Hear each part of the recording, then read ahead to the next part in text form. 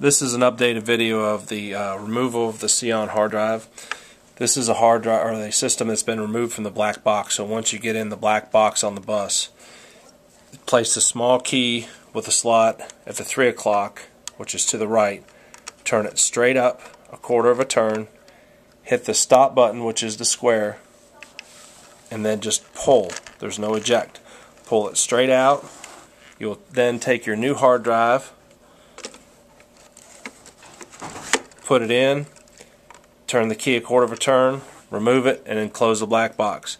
That is all that you need to do to remove and replace the hard drive.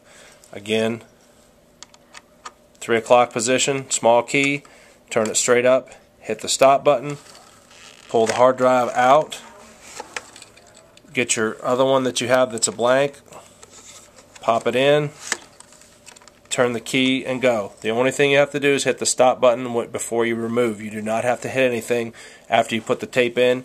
Just turn the key from the 12 o'clock position to 3 o'clock position to lock it, and then lock up the black box, and it's complete.